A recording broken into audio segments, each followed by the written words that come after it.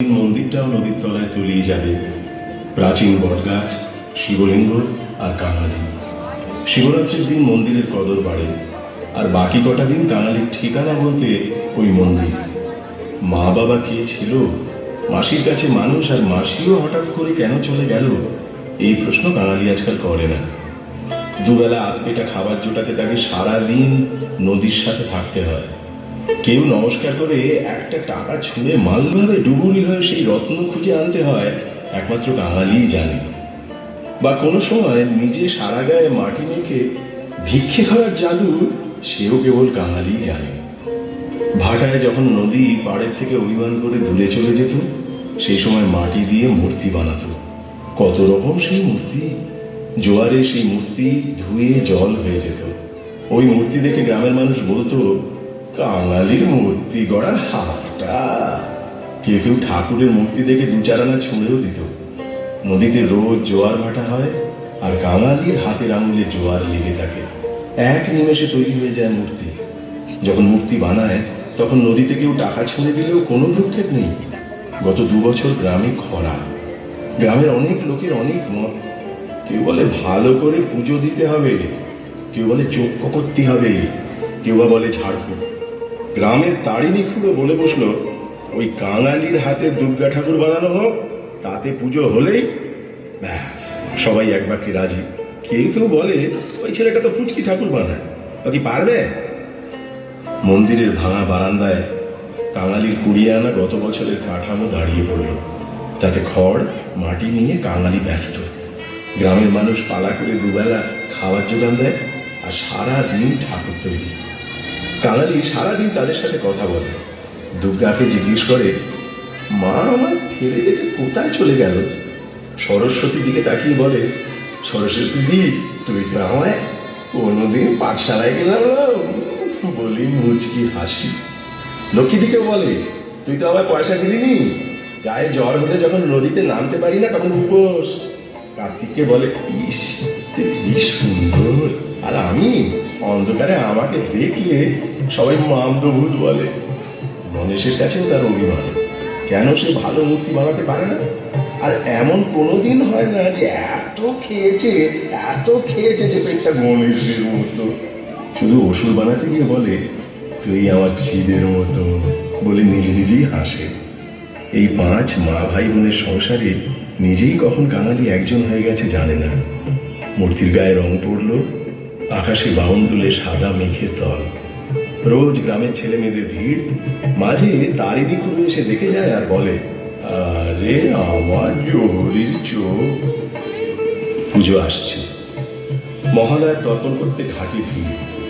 এই দিনে কাঙালির আয় সবচেয়ে বেশি হয়, কিন্তু সে এবারে আর জলে নামেনি। সেদিন সে মায়ের চোখ আঁকবে। মায়ের চোখ আঁকতে গিয়ে সে চোখ বুঝে মনে করতে চাইল তার মায়ের চোখ। চোখ বুঝে যা দেখছে সেই চোখ সে এঁকে ফেলল। মা চোখ মেলল, আর কাঙালির চোখে জল।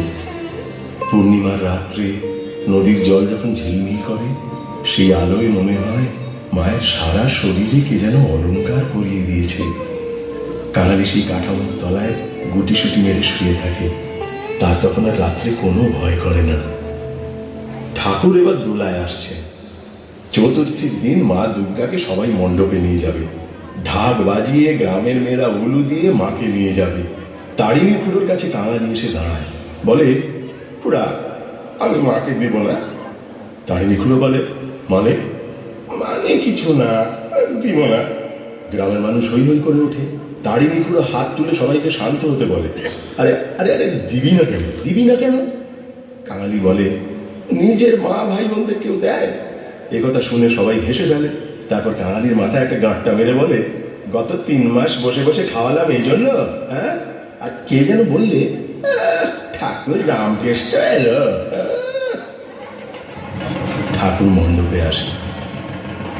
ষষ্ঠী থেকে নবমীর সন্ধে পুজো। কাঙালি মণ্ডপের পাশে সব সময় বসে থাকে।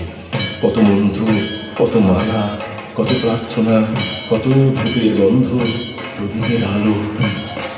দশমীর চাঁদ আকাশে, সিঁদুর খেলা, ঢাকের বাদ্যি, তার সাথে তাসা পার্টির হিন্দি সুরের দোলাদুলি। মাতাল হয়ে বোম পেটে নাচ। এসব দেখছে কাঙালি, কেমন যেন একটা অস্থিরতা কাজ করছে। সে ছুটে যায় তারিণী খুড়োর কাছে। খুড়া, ও খুড়া, আমার মাকে তুমি বিসর্জন দিও না, বিসর্জন দিও না, আমি রেখে দিব, আমি মাকে রেখে দিব। তোমাদের পূজা তো হয়ে গেছে, এবার আমাকে আমাকে আমার মা ফিরিয়ে দাও, আমাকে মাকে ফিরিয়ে দাও। তারিণী খুড়ো কি বললো ঢাকের তাসার আওয়াজে শোনা গেল না।